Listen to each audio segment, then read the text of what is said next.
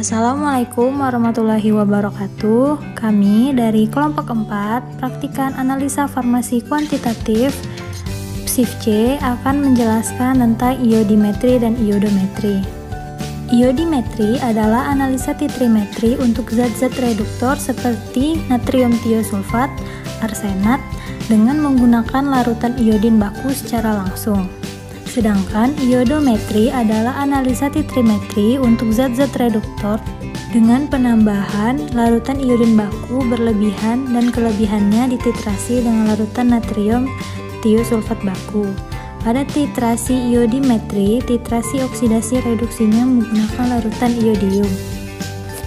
Pada percobaan pembakuan larutan iodium termasuk ke dalam titrasi iodimetri atau titrasi langsung. Hal ini disebabkan karena larutan standarnya atau titrannya berupa larutan iodium serta untuk zat reduktornya berupa larutan natrium tiosulfat. Pada saat reaksi oksidasi, iodium akan direduksi menjadi iodida. Iodium akan mengoksidasi senyawa-senyawa yang mempunyai potensial reduksi yang lebih kecil daripada iodium sehingga dapat dilakukan titrasi langsung dengan iodium.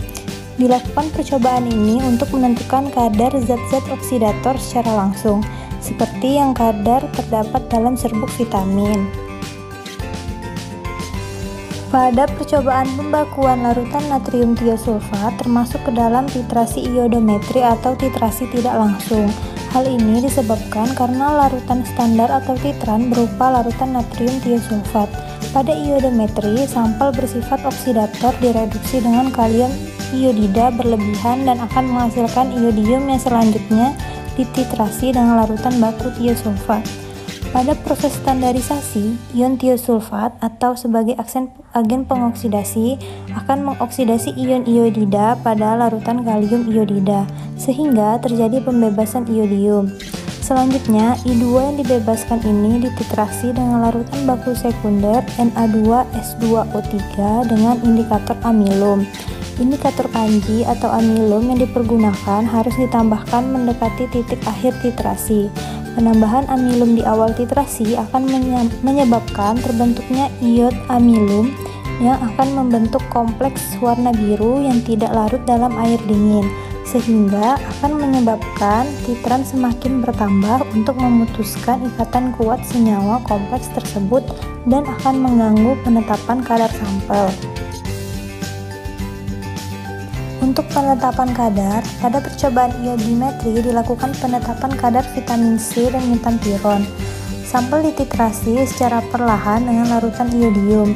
Ketika mencapai titik akhir ekuivalen titrasi, maka akan terjadi perubahan warna dari bening menjadi biru mantap.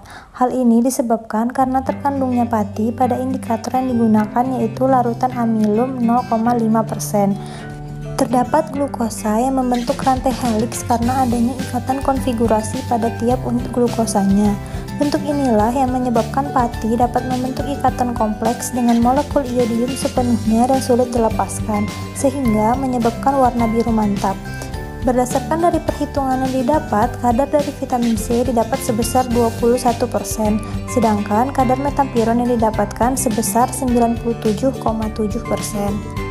Maka didapatkan kesimpulan pada percobaan ini. Yang pertama, penambahan indikator amilum akan menghasilkan perubahan warna menjadi biru mantap karena terbentuknya rantai heliks akibat pati dari kandungan indikator amilum. Kedua, pada percobaan pembakuan larutan iodium termasuk ke dalam titrasi iodimetri dan pada percobaan pembakuan larutan natrium tiosulfat termasuk ke dalam titrasi iodometri.